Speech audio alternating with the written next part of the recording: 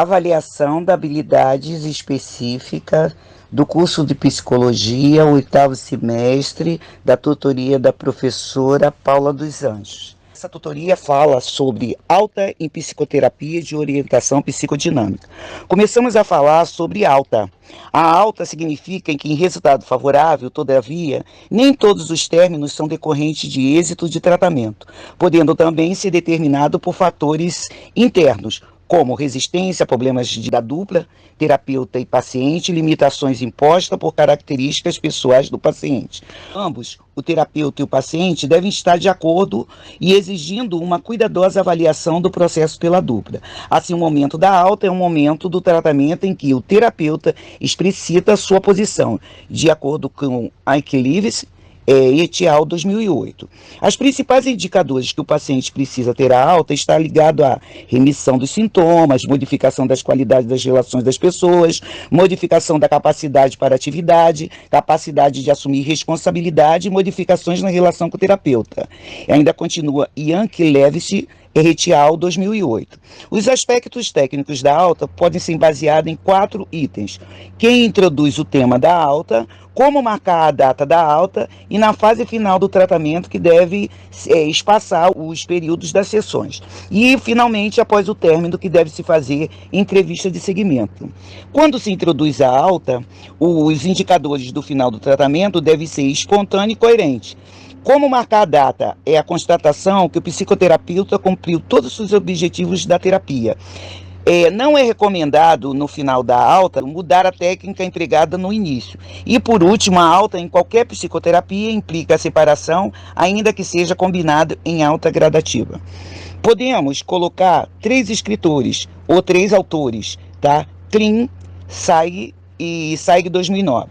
Klein fala o seguinte: quando a decisão do término da análise for tomada preferencialmente importante, o paciente saiba a data do término com certa antecedência de vários meses, ou seja, para ele não ter o trauma. Ele fala isso, Klein, Apud, Zatti et al. Em 2018. Saig também diz em 2019, quando o desligamento for bem elaborado na alta, a ausência ou a presença do analista deixam de desencadear angústia de separação. Saig também fala que, entretanto, há certos experimentos, uma enorme dificuldade de separar do analista. Assim, um paciente com graves distúrbios narcísicos de personalidade podem apresentar significativas dificuldades. Terapia comportamental cognitiva. Saf diz que os pensamentos automáticos são pensamentos breves e involuntários, que surgem de modo inesperado. Segundo Beck, 2014, parte da hipótese de que as emoções, os comportamentos e a fisiologia de uma pessoa são influenciados pelas percepções que ela tem dos eventos. São mensagens específicas, discretas, que parecem taquigrafadas. E também, dessa maneira, pode-se aprender a identificar esses pensamentos automáticos, prestando atenção às suas mudanças. Situação do evento, pensamento automático, reação emocionais, comportamento fisiológico. Quando surge o pensamento, deve-se avaliar sua validade, se ele está descompensado com a realidade, pensamento automático negativo, ou disfuncional. Tenta-se corrigi-lo. Se o indivíduo for bem sucedido, pode ocorrer mudanças de humor, colocando em termos cognitivos, como Becker, quando pensamentos disfuncionais são sujeitos à reflexão racional.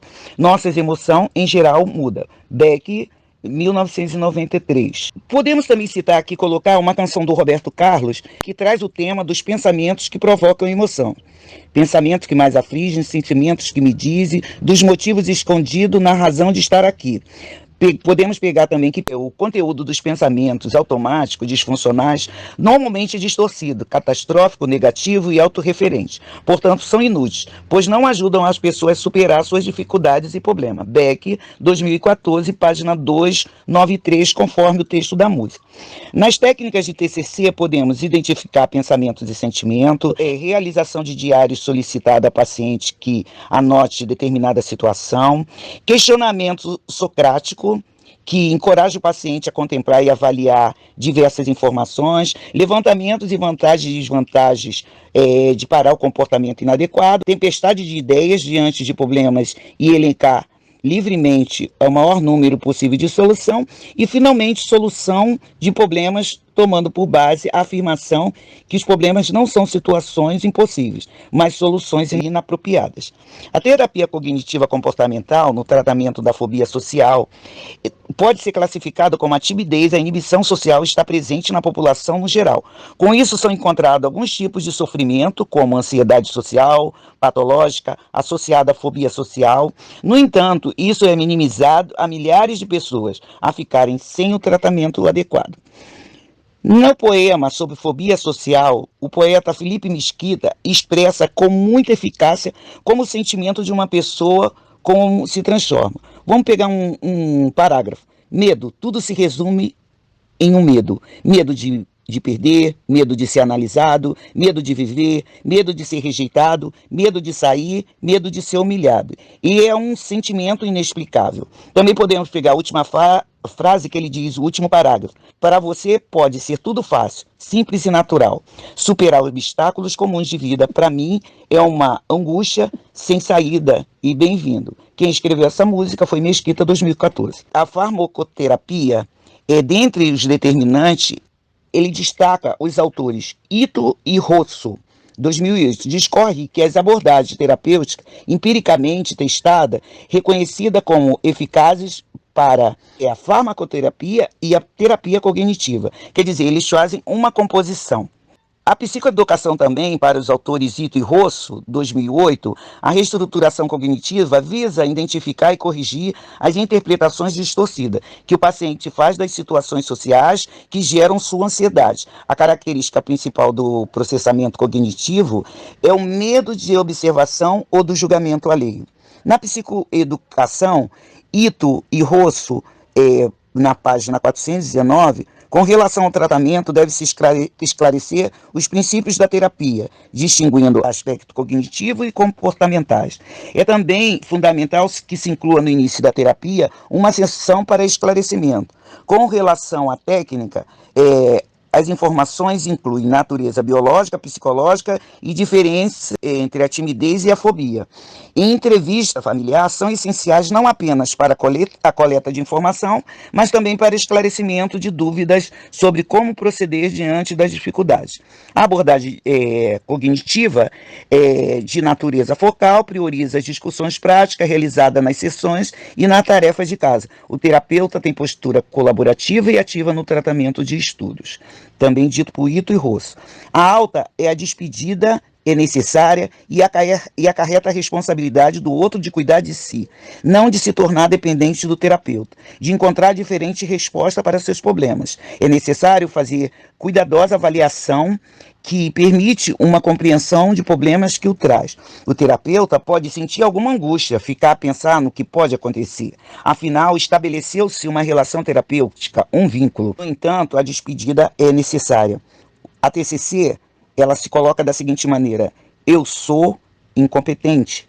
Então ela pode dificuldade com novas habilidades, dificuldade para solicitar empréstimos, elogio do chefe, mas eu não merecia, escolhi o plano de saúde, mas levei um tempo, consertei o encanamento, paguei as contas dentro do prazo. Isso é como o paciente se apresenta nesse esquema. A TCC atua como uma técnica de ensinar a pessoa a identificar esses pensamentos e automaticamente ele acha uma autonomia.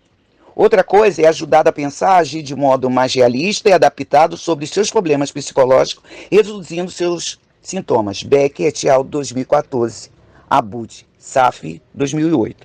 A terapia cognitiva comportamental, aplicada no tratamento da fobia social, ensina a identificar os pensamentos e fazer testes da realidade e corrigir os conteúdos distorcidos e as crenças disfuncionais subjacentes. Esta reavaliação e a correção da cognição distorcida permite ao paciente perceber que, na grande maioria das vezes, estava hipervalorizando negativamente uma situação e desvalorizando sua capacidade de enfrentamento na mesma situação. Basicamente, essa estratégia de reestruturação cognitiva objetivam ensinar a paciente nos seguintes modificações: observação, controle de pensamentos racionais negativos, exame das evidências favoráveis e contrárias ao pensamento distorcido, e correção das interpretações tendenciosas por interpretação calcada na realidade. Isto geralmente resulta em redução sintomática da fobia social. Essa explanação se baseou nas referências abaixo: Beck, Braga, Del Pacini, Ito, Freire e Mesquita. Obrigado.